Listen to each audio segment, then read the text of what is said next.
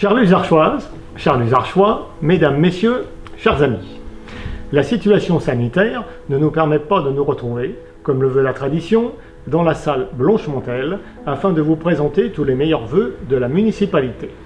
Aussi, par le biais de cette vidéo, nous nous adressons à vous, ma première adjointe, Madame Nathalie Tessier et moi-même, au nom de l'ensemble de la municipalité.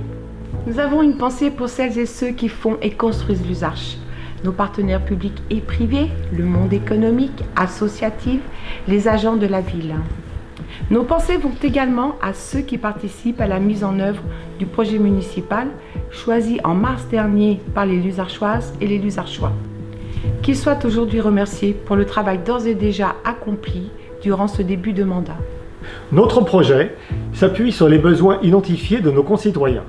Charge à nous de mettre en œuvre des solutions adaptées à leurs attentes et en adéquation avec nos ressources. Tout d'abord, voici une courte sélection de quelques réalisations que nous avons engagées depuis notre installation en juin dernier. En matière de communication, sous l'impulsion de Gilles Bondou, notre conseiller délégué à la communication, nous avons mis en place, comme nous nous y étions engagés, et ce dès le mois de juillet, le bulletin mensuel. Ce bulletin contient des informations pratiques et vous informe des événements à venir sur la commune. Désormais, le journal municipal Le Luzareka, le MAG, est quant à lui diffusé trimestriellement et distribué par vos élus. Nous avons aussi modernisé notre site internet. Il est en service depuis quelques jours. Il vous permet d'avoir accès à beaucoup plus d'informations et d'utiliser de nombreux services en ligne afin de vous faciliter la vie. À l'heure des réseaux sociaux, nous avons fait de notre page Facebook officielle un relais incontournable des informations diffusées en temps réel, suivi par plus de 2200 abonnés. Nous souhaitons que sa large audience puisse contribuer à la promotion de nos écoles de musique et de danse, de notre office de tourisme, de nos commerces de proximité, aussi bien que de nos associations. Nous misons également sur le développement de l'application MyMairie sur smartphone, appelée tout simplement Luzarch. Cette application fournit toutes les informations de notre site internet et permet aussi d'effectuer des signalements en cas d'accident ou d'incident nécessitant l'intervention des services publics, de pouvoir recevoir des notifications bien pratiques pour avoir connaissance d'informations urgentes. Nous avons effectué un certain nombre d'aménagements attendus en matière de signalisation routière afin de faciliter la circulation et de renforcer la sécurité. Nous poursuivrons régulièrement des agencements de ce type en concertation avec les riverains. La cause animale est également une de nos préoccupations. Ainsi, notre conseillère déléguée à cette compétence, Audrey Villain, s'occupe des soins et de la nourriture de nos vaches Highland. Elle a aussi fait installer une clôture électrique parce qu'il était devenu urgent d'éviter leur fugue. Afin de respecter notre engagement d'améliorer la propreté de nos rues et de nos espaces publics, en particulier de notre cimetière, nous avons renforcé l'effectif de l'équipe propreté et entretien des espaces verts en créant un poste supplémentaire. Comme promis, nous avons mis en place le Conseil des sages et également, sous l'impulsion de Candice Artiaga, conseillère déléguée, le Conseil municipal des jeunes.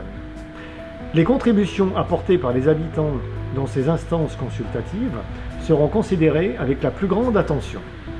Elles permettront, nous en sommes persuadés, d'améliorer notre cadre de vie. Voici quelques exemples d'actions concrètes réalisées sur le dernier semestre de l'année 2020 dans un contexte difficile. Maintenant, tournons-nous vers celle de demain. En matière de grands projets, nous avons le plaisir de vous informer de l'implantation d'ici une année environ du City Stade à l'entrée sud de Luzarch. Ce projet est conditionné à l'accord de l'architecte des bâtiments de France puisque ce secteur est en site classé. Toujours à l'entrée sud de Luzarch, pour des raisons évidentes de sécurité, nous défendons l'aménagement du carrefour départemental très dangereux à l'angle de l'avenue de la Libération et de la route départementale 316. Nous avons déposé une demande très argumentée auprès du conseil départemental. Notre demande a reçu un accueil favorable et une étude complète a été engagée. Nous espérons que les travaux d'aménagement pourront être réalisés en 2022. Pour des raisons de sécurité également, nous avons dû fermer les anciens vestiaires du stade devenus vétustes. Pour pallier à cette fermeture, nous avons étudié l'implantation d'Algeco avec des bardages bois.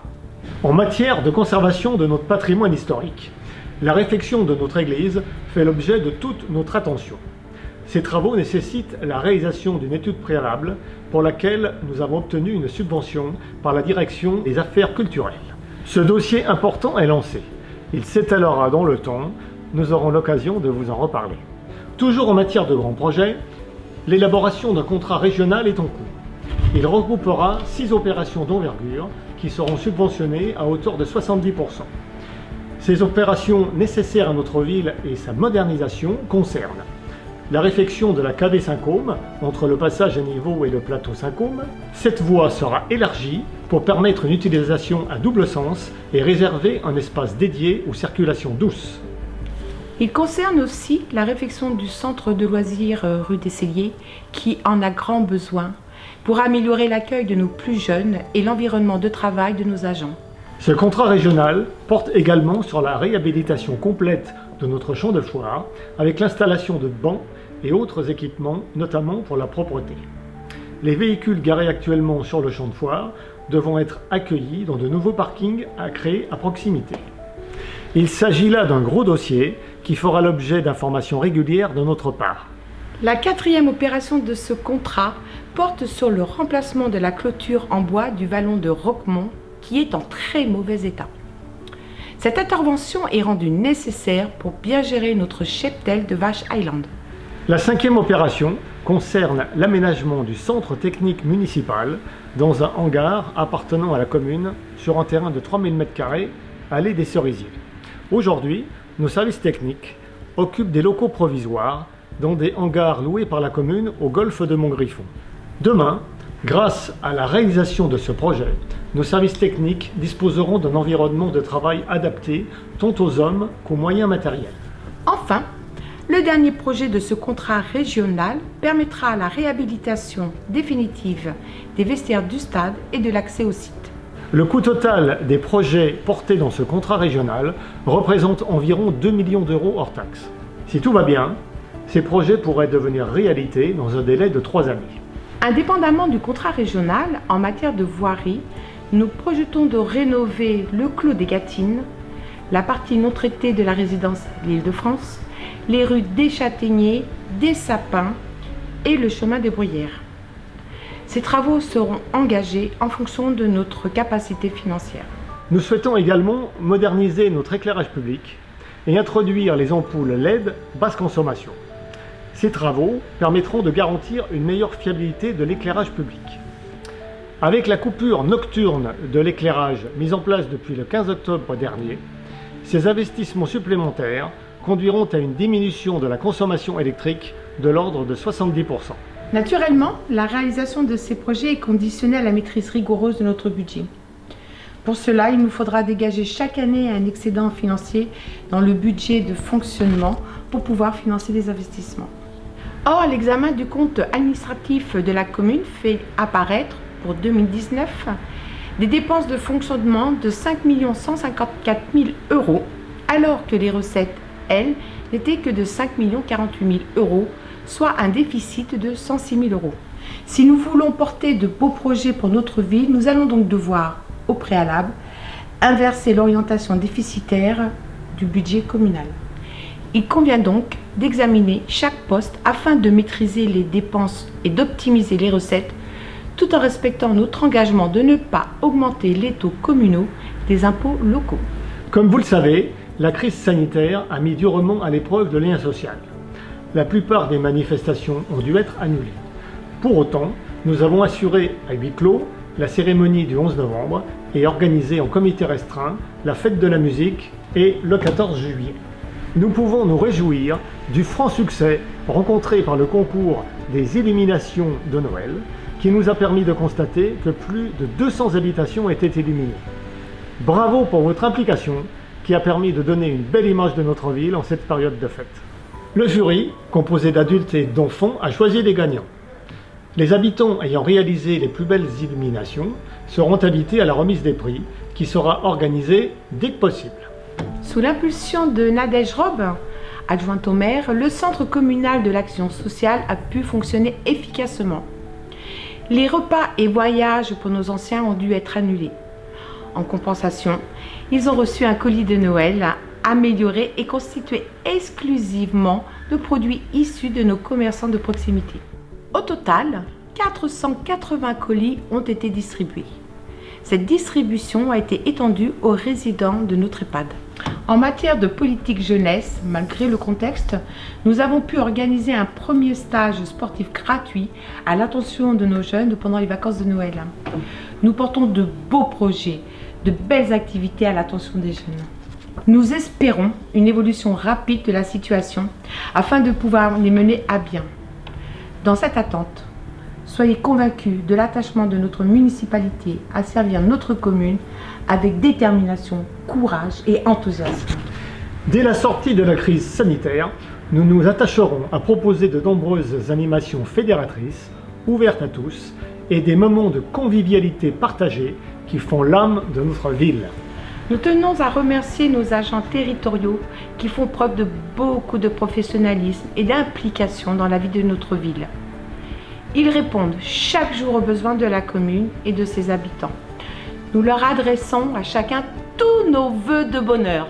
Nous tenons à remercier également, tout particulièrement, l'ensemble des personnes, adultes comme enfants, qui se sont portés bénévoles pour participer à l'action de la municipalité à travers les groupes de travail, les événements ponctuels, les services de toutes sortes. Leur action et le temps qu'ils consacrent pour notre commune sont déterminants et le seront encore davantage dès que notre comité des fêtes pourra fonctionner normalement.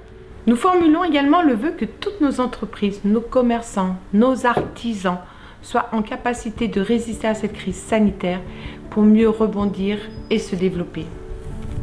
Nous avons une pensée particulière pour nos commerçants de proximité qui nous apportent chaque jour le service et le sourire qui sont indispensables à notre commune. Nous leur souhaitons, malgré la conjoncture sanitaire et ses conséquences, une belle année. Ils peuvent compter sur le soutien de la municipalité.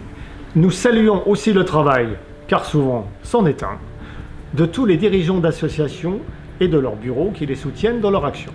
Espérons que 2021 permette la reprise de leurs activités avec de beaux événements et encore et toujours de belles performances pour tous les clubs qui font rayonner notre ville et jouent à merveille leur rôle essentiel de tisseurs de liens sociaux. À chacun d'entre vous, nous vous adressons au nom du conseil municipal nos meilleurs vœux pour cette nouvelle année.